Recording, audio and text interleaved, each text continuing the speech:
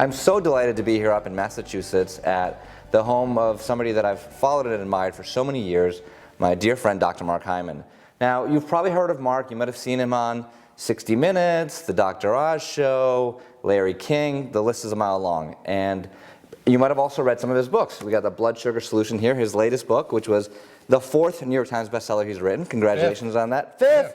Oh, I thought, okay, well, you got to update your bio. It says 4 New York Times. So, Blood Sugar Solution, the 5th one.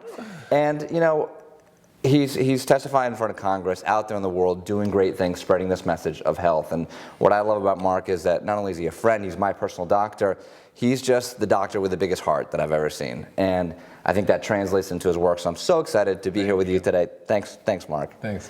Before we started rolling, we were talking about the time that you spent in India just recently. You just got back. Yeah. And, you know, it brought me to think about this idea of East versus West, right? We have Western medicine, which is doctors, right? Doctors, surgery, pills, and then we have the East, which is other forms, acupuncture, energy, just a different approach, herbs, right? Yeah.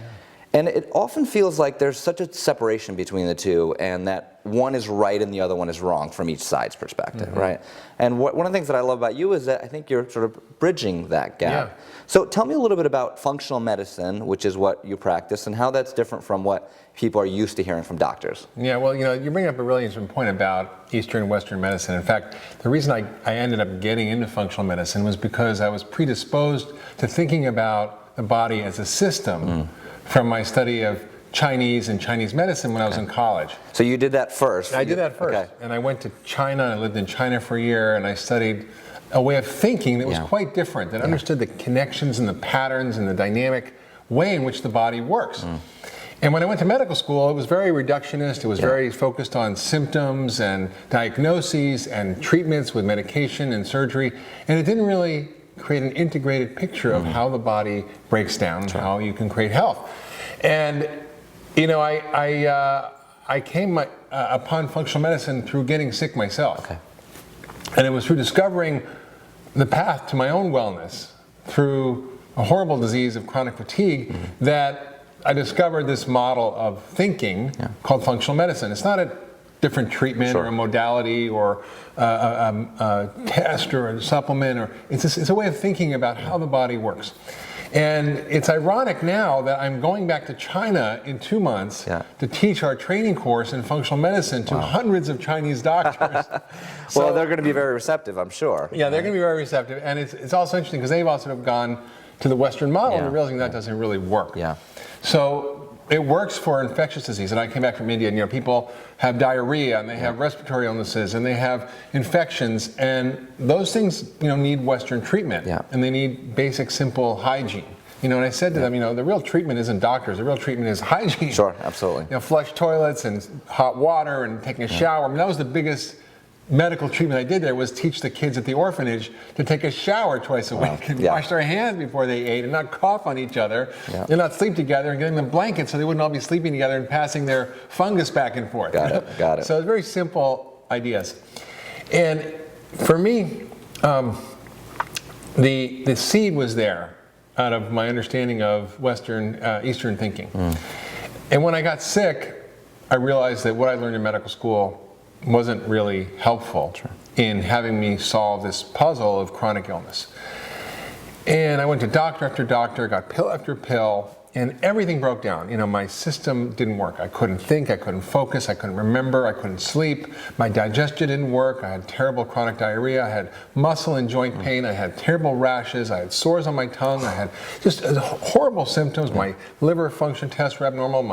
My inflammatory markers were elevated. My blood count was depressed. I had all sorts of weird, strange things that no one could kind of figure out. Yeah, the mystery disease kind of thing that we see a lot of. The mystery illness. And what it forced me to do was to understand everything about how the body breaks down and how it works.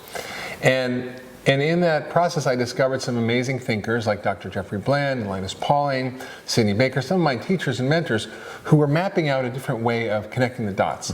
And what they'd done was fascinating. They'd taken all of the sort of existing research about sort of the way things work in the body. Yeah. And they reorganize it into a different sort of structure of thinking about how the body works and how it breaks down. So they basically connected the dots. You've got all these researchers and all these people in silos and nobody talks to each other, but they took a 30,000-foot view and they said, well, how does everything really work? So functional medicine is a way of thinking about how everything's connected. It's a roadmap. It's like a way of navigating through the puzzle of chronic disease. And we have so much of it here. We have not only obesity-related diseases like diabetes, what I call diabesity, heart disease, dementia, stroke, cancer, high blood pressure, but we have all these other diseases that are also related to lifestyle and environment, like autoimmune diseases, allergic diseases, digestive disorders that affect millions and millions of people.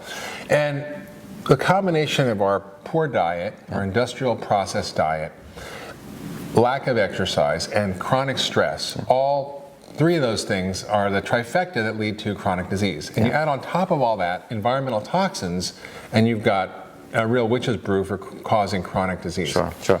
I want to go back to the idea of, because I think people lose track of infectious diseases, right? As like you mentioned, this is where Western medicine comes in amazingly, right? And then these chronic diseases. What do people, because people go, well, drugs are bad or drugs are good. This is bad or that's good. How do people make the distinction of, do they need to see a doctor for what they're faced with? Do they need to see a functional medicine doctor? They need to, Well, I think in the future, every doctor is going to be a functional medicine doctor because it's the science of systems biology and systems medicine, which is what everything is going on in science right now. So, it takes about 10 to 20 years for what we know in science to be actually coming into practice. And we're missing out on a lot of that right now. But in 20 years, everybody will be thinking this way and doing this kind of medicine. And it's applicable to any problem because it's simply asking a question, what's the cause? What is the cause? What is the root? And if the cause is an infection, you need an antibiotic. I have a patient with chronic fatigue today that had a chronic virus with HHV6. She needed a special antiviral medication. And I also did things to help boost your immune system. So I work on multiple levels at the same time. Getting rid of the thing that's causing a problem, whether it's a toxin, an allergen, an infection, a stress, or poor diet, and putting in the things the body needs to thrive, which is real food and the right nutrients and management of stress and sleep and rhythm, exercise, connection, love, meaning. All these are the really raw materials and ingredients for creating health. You mentioned chronic stress, which I think, it's my opinion, this is where tapping comes in brilliantly, and we'll talk about that in a second, but it's my opinion that chronic stress is one of the things that people acknowledge very quickly. Like doctors will say, oh yeah, stress affects the body. But here, take this drug. But here, take this drug. And it's just pushed to the side. And I don't think that most people, because I found it in myself, really recognize the toll that chronic stress, and it's not, there's a difference between the acute stress of something happens in your life, fight or flight, you get to respond, and the chronic stress of every single day, waking up in the morning with your heart racing or anxiety and going to sleep upset and dealing with all these things. So talk to me about chronic stress and the body. Well, it's an enormous problem because we're now more than ever inundated with things that stress our nervous system. And we don't realize from a biological point of view that we're in the 21st century, that we're safe, that we're not threatened by tigers and lions. And I mean, I was in Bhutan trekking and there were tigers and lions there, and there were, so there it's okay to be a little stressed, right? But I mean, when I went out at night to go to the bathroom, I was a little worried about it's something where we're not intellectually able to sort of distinguish. And so our body perceives these insults, whether it's your texting message buzzing every 3 minutes, or emails coming in, or your phone going off, or the 40 things you have to do on your to-do list. Those things your body doesn't distinguish as non-life-threatening stresses. So the same response your body has. And that creates huge wear and tear on the body. And there's a great book by a friend and colleague of mine, Dr. Robert Sapolsky, called Why Zebras Don't Get Ulcers. And why zebras don't get ulcers is because they're eating the grass, the lion comes, chases them all, they run like crazy, get enormously stressed, the lion catches one of them, they're eating it, and then the rest of them go back to eating the grass, and they stop worrying because somebody's getting eaten. So it's like we just keep stressed all the time. And we don't have a way of managing it and processing it, and we don't have the rituals and the customs in our culture that allow us to do that properly. We don't have the kinds of relationships and connections and friendships and social support that help us do those things. And so a lot of us are chronically stressed without that outlet, and we don't have a way of de-stressing. So a lot of what I do in my practice is teach people about the methods and tools to de-stress, whether it's breathing or meditation or tapping, which I've referred many patients to you. I find what is the right appropriate thing for them to help them unhook from the chronic stress. Yeah. You mentioned in your list of things that contribute, you said chronic stress, and also you threw in love and meaning in there. That's not something that you hear from many doctors. What does that have to do with our health? Well, I mean, the biology of love is fantastic. Anybody who's fallen in love knows that most of their physical problems go away, as soon as they fall in love. They sleep better, they're happier, their weight loss happens. I mean, it's pretty amazing what happens. And when we have that connection, it's like food for our biology. There's been amazing studies on monkeys where they've taken monkeys and had them have exactly the same diet and environment, except for one thing. One had connection with their mother, and the other they took away from their mother.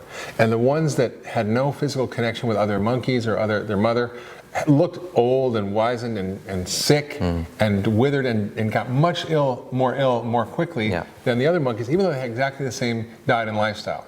So just that ingredient is really critical. Yeah, we've talked about childhood trauma, off camera, and how that contributes to disease. And I think in one of our first initial conversations, it was like, okay, well, what can we do to use tapping on childhood trauma and how that contributes? So that's what that study is showing. So when we first met, you had heard about EFT, you had heard about tapping, and hadn't experienced it yourself, but I challenged you. I said, give me your hardest patients. I did. And you gave me your hardest patients.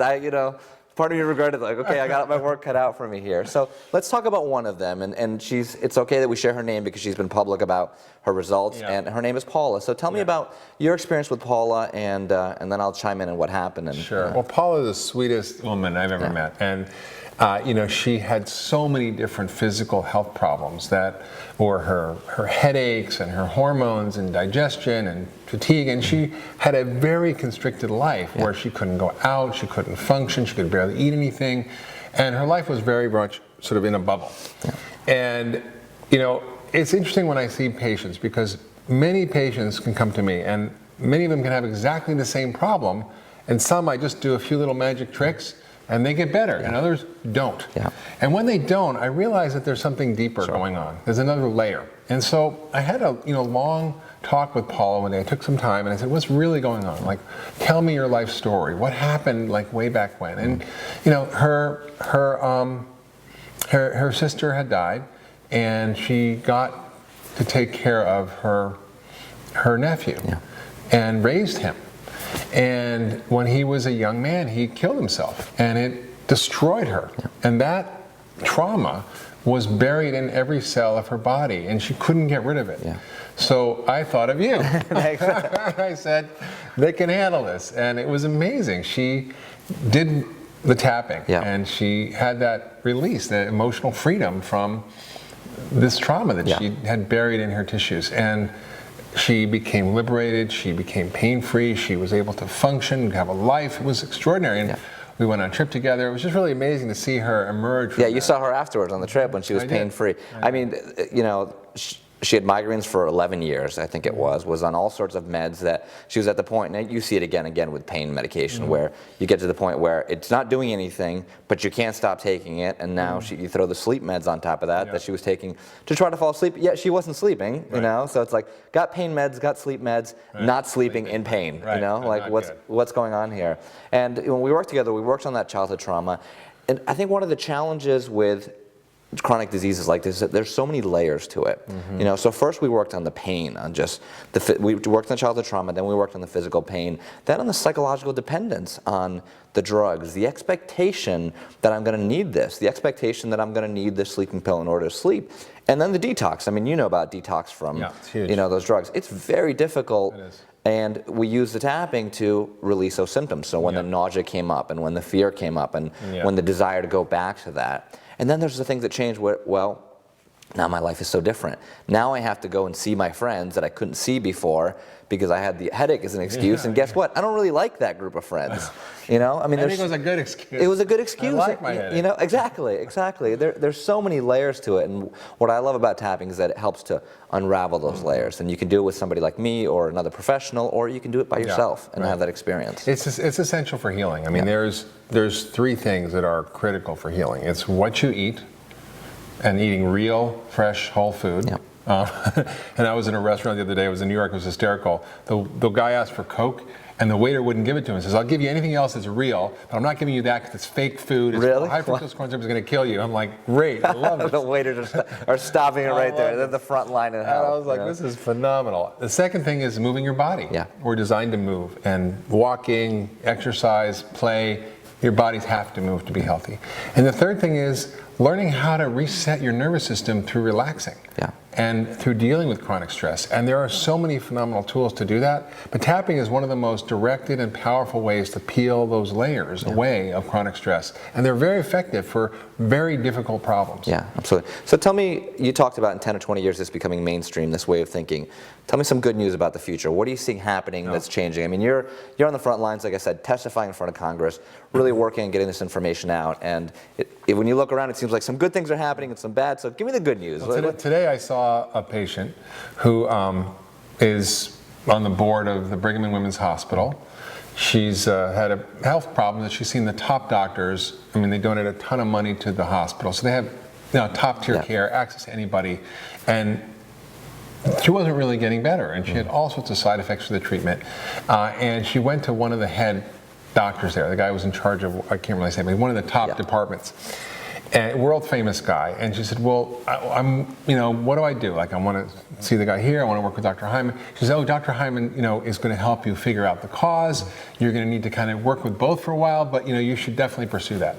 And coming from, a top guy at Harvard, who's like realizing that the future is not exactly as it was. Yeah. So you're not a quack anymore, is that, Not really, I guess. It's interesting. And I can tell you how many patients of mine are doctors. Wow. A lot of my patients are doctors because they recognize that we don't know everything in medicine, and there are many different ways of approaching problems that work better. Another patient of mine another woman from Harvard had anaphylaxis. She died twice, coded because she stopped breathing. She had horrible hives and rashes. She was on 42 different pills, things for asthma and allergies, just everything. Had seen the top immunologist and allergist at Harvard and was still not better.